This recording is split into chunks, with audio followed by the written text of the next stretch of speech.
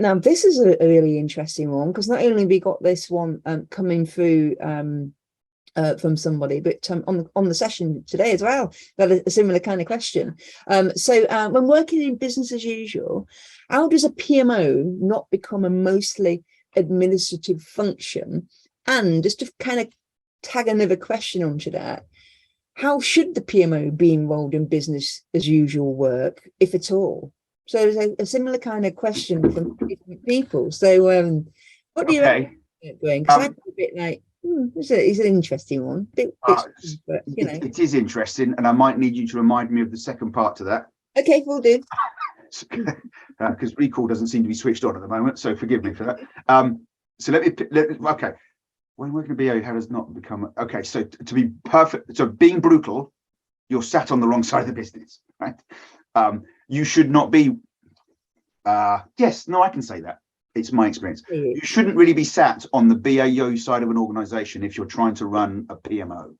PMO is best suited to sitting on the change the business side of the house, whether that be in IT or the business or any function within. It needs to be about forward-looking, forward-facing, changing the future, and therefore,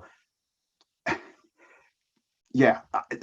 That, I mean, in a nutshell, that's kind of the answer. You're sat on the wrong side of the organization. However, I wonder, therefore, if the person that's raised the question, perhaps they're using a term that we would recognize as PMO, but actually they might be sitting in more what I might call a COO, a COO office, which is typically a firefighting. I've just heard about this. It's almost your EA super house, as it were, which is your most senior 3 EAs have got the most experience of the organization. They report to the most experienced people, and they almost become a coup office themselves. And actually, they go firefighting stuff. And some of that firefighting is because something's gone wrong in the business. Okay. So that might be where this question is born of. But then I would say that's not a PMO, that's a coup. PMO is front foot, proactive. If you're BAU and doing administrating, you're reacting to our task of you. So putting that to one side. Yeah. The follow-on question was. Well, actually, I was going to just, if I may, I just working in business as usual at all. So let me finish off with both of those two. That you're on the wrong side of the business. Mm. If you're, regardless of whether you're a PMO or coup, a service catalog is what's going to help.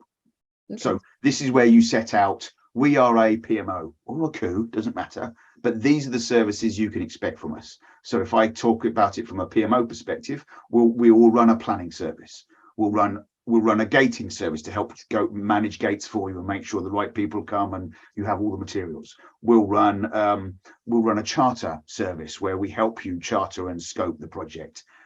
We'll run RAID management for you. We'll do a dependency log. We'll facilitate work. If you set all those out, knowing roughly how many people are, how many projects are in the organization, how much time does each take? We've got a team of 3. Can't do all those. Okay, we'll chop dependency management off the service catalog. If you've got a service catalog, people will come to you and you can say, well, this is what we provide, nothing else. If you want somebody to book a flight, do it yourself or find something else. We provide these services. So regardless of whether you're the PMO on the BAU function or actually a coup, a service catalog would really help. Yeah. Sorry to talk across you. So now, could you give me the second follow-up question? Oh yeah, no, it is, and I totally agree. There should be other people within the business that are running on the operational side of the business doing that kind of work. Yeah. I don't know why the PMO has to extend its remit when actually there's enough work on the change side of the business. But yeah, it was an interesting question, and but it gives you an insight just into how different people's experiences are of working within a PMO. And we've often said that one of the reasons why people get involved in things like House of PMO, because it's good for you to be able to see what other people are doing.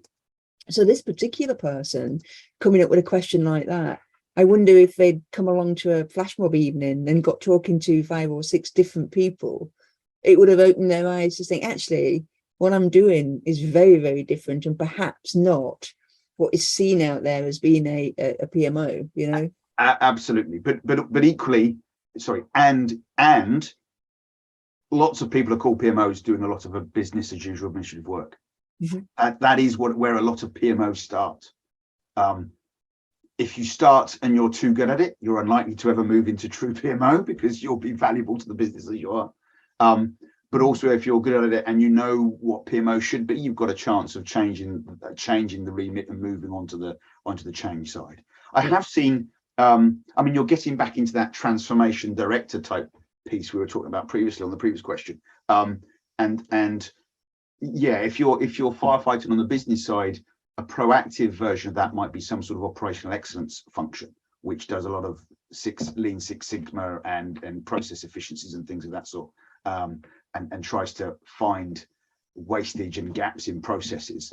That might sit in a coup, and that might be, but I would call that more of an operational excellence type function. It's still not really a PMO.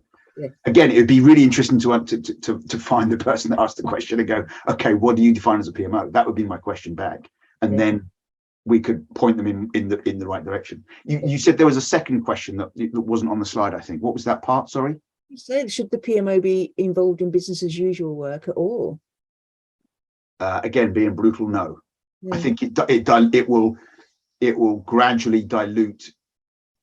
Not gradually, it will dilute your ability to stand at the top table and inform strategic change. Because you're having to divert resources to go do BAU. So my view is no, you shouldn't be involved in BAU, or you have to be very clear that there's a PMO that does these services and a branch of the PMO which is called something else which can provide these services, which might be that would be a compromise. But if I was brought in to design a PMO and implement it, it wouldn't be doing BAU.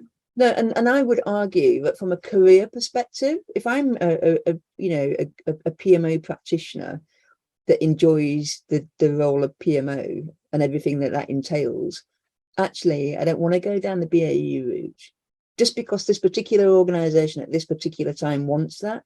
I'm not prepared to step into that. I'm quite happy, and I'm a professional at the PMO change. So and yeah, again, being brutally honest, I've worked as an independent for over 10 years. There are some roles that I will have a chat and I'll go, oh, I don't think I want to take this one because this one actually removes me too far from PMO. And in the contract world, more often than not, you're as good as your last contract. And if that wasn't right in the sweet spot of PMO, it could be quite tricky. But that's easier for me to say because I work for myself and I can choose. If you work as an employee, that might be a harder conversation. And you'd probably need to think and plan how you're going to move from BAU and swivet and pivot to get to that sort of PMO nirvana, especially if you're building your career experience, expertise, you're a member of House of PMO, you're doing some PMO learning courses. If you're fully into it, you're going to need to think and plan how you drag your organization with you, almost. Or you just vote with your feet. Or you go, I'll go and get a proper job. I'll probably get my job. Add some context, because that was the question from me. About that BAU and the dilemma, just because we had a discussion this afternoon. Dilemma is we're doing business planning. We're sort of starting to move into more advanced portfolio management, and where the two shall meet and who looks after what.